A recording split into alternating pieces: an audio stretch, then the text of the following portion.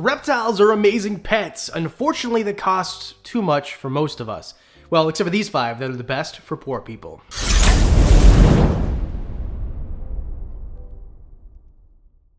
But this video isn't to call you out for being poor. I'm including myself when I first started in this group. People who just want reptiles that are cheap to keep. They don't cost a lot to buy, the enclosure doesn't cost a lot to set up, and the maintenance doesn't cost a lot. These are reptiles, no matter what your financial situation, just that don't cost lots and lots of money to take care of. So you wouldn't want one like this, or definitely not this. And keep in mind, I'm gonna be talking about a lot of products here to keep things cheap. There's a link below where you can find everything that I'm talking about. This video is sponsored by Chewy. Thank you guys, appreciate it. It truly is the best place to get not only your feeders, but your lighting, caging, substrate, all of that, I promise you, coming to your door in a few days, and the best pricing that you're going to find. So let's start it off with budget-friendly reptiles, and I'll tell you exactly why they fit. Number 5, knobtail geckos. Okay, knobtail geckos are underrated, and I almost never talk about them on this channel, and I don't have a good excuse as to why. I should be talking about them all the time, because they're freaking cool. These are small little geckos. We're talking about 4 inches, 5 inches, and keep in mind, I'm talking mostly Wheeleri and Levis, or Levi's.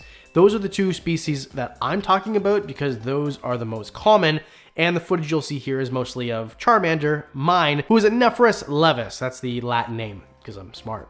So smart. These are cute little geckos that come from Australia, and they are crepuscular. So that means they're gonna be out mostly during dawn and dusk, sometimes in the middle of the night, rarely during the day, but they've got these big giant eyes that you'd think would be, oh, well, that's for seeing prey and predators. Well, yeah, but at night when it's dark. And like, look at these eyes. They look absolutely insane. And their movement is so cool. They kind of like scurry a bit, but not so fast that you can't catch them. And although they can be pretty placid most of the time, you're gonna have cantankerous ones too. I've been bit by one of these before. It doesn't really feel like much. It's not gonna make you bleed. And look at those little tails, okay? Super cute. Now, the reason they're so cheap is, well, A, they're small. So these animals, I mean, they're pretty affordable to buy now, but the enclosure, some people say keep them in a 15, right? 24 times 12 times 12. And for centimeters, it's right here. I hear your calls for metric. Just, I live in Canada, I don't even use metric. You know? Even though it does make more sense. Anyway, we're getting off the topic here. So a 20-gallon enclosure, which you can buy secondhand, or even if you want to buy a used one, they're really affordable. You want it to be more horizontal than vertical because they're not really going to climb that much. Substrate is pretty easy. If you want to make it bioactive, you can. But even if you change it out every 3, 6, 12 months, it's going to be really easy to do that because it's going to be pretty cheap. And in terms of furnishings, again, really easy. You could set up one of these guys probably 50 bucks if you bought everything brand new besides the actual enclosure. So they're really cheap. And also, I prefer if you use UVB, but they don't need any special lighting. And you could really, as long as you give them a day and night cycle, heat them with, you know, from above or below. But keep in mind, I would prefer if you did both because they like it pretty warm. Number 4, spotted pythons. Spotted pythons in terms of snakes, this is a weird one because I was going to put ball pythons, but people are going to say, well, you need a 4x2x2 and they're kind of expensive. Well, I mean, we did run a special where you could buy them for like 150 bucks pretty recently, but either way, I found one for $90. It was actually 100 bucks and I talked them into 90 bucks.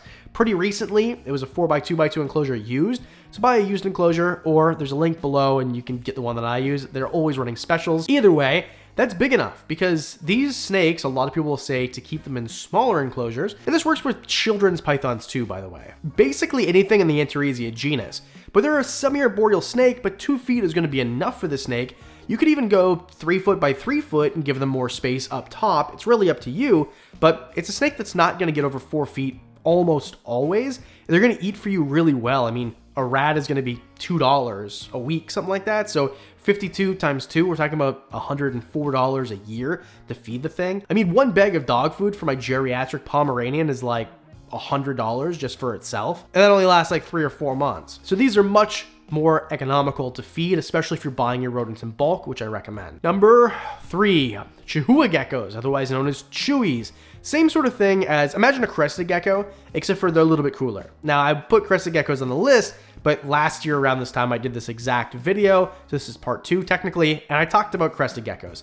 The thing is, Chahua geckos have dropped in price so dramatically, you could buy one for maybe a little bit more than a crested gecko cost you last year. especially if we're talking about mainland Chahuas like you see in all the footage here. Pine Isles would be more expensive, and if there's any, type of localities or anything. But either way, give something that's taller. I recommend, 24, 18, 18, something like that, right? So 24 tall. And the reason is you could probably get away with something smaller, but I don't recommend it. And I just think give them enough room. I see these on Kijiji or Craigslist all the time, Facebook Marketplace, for, $50. I sold one for $30 last year because it had a little crack in the door. So, and that was Canadian, by the way. So what's that? Like 44 points? Our dollar is a joke. And I think it's a good idea to have an enclosure that is taller and that, you can hold the humidity because they like it a little bit more humid. But just keep in mind the food is going to be the same basically as a crested gecko. Maybe a little bit more because they get a little bit bigger, and gargoyle geckos could fit here too. But for Chahua Gecko, they're going to eat a prepared diet. So if you buy Pangea, it's in the link below, same thing. Shot for your Chewy on Chewy. Like, why haven't I used this before? It's so obvious. And it's going to cost you a few cents of feeding. We're talking about sub 15 cents of feeding.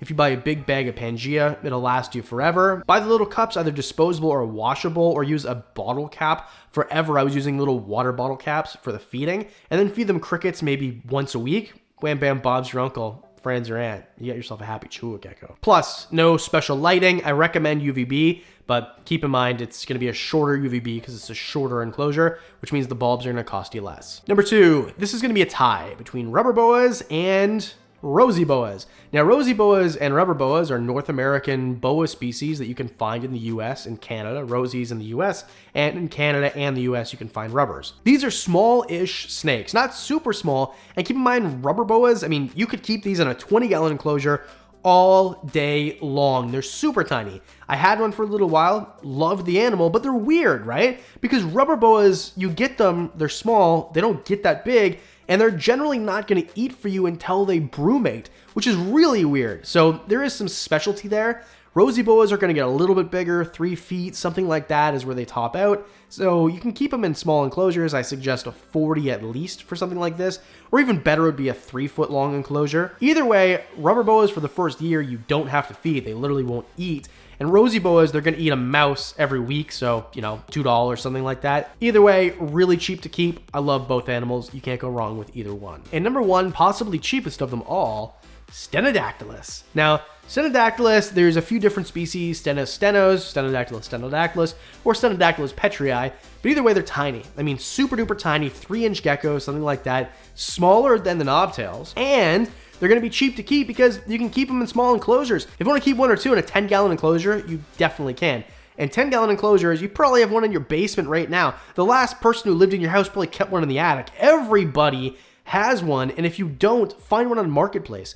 I live in the middle of nowhere. In terms of reptiles, there isn't a lot of reptile people around here. I've seen 10-gallon enclosures on the side of the road at least once every year, at least in the same block that I walk every day.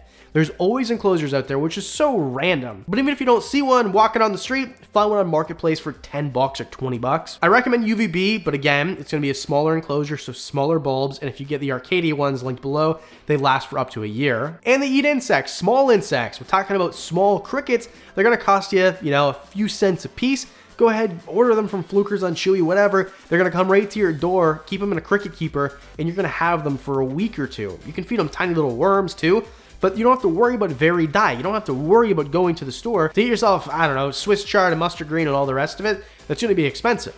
One head of Swiss chard or one grouping of Swiss chard is like $4 here. You can buy enough crickets for $4 to feed for an entire week one of these Stenodactylus. Plus, you can keep them on just play sand, and you can buy a 55 bag of play sand for $4 or $5 at a hardware store.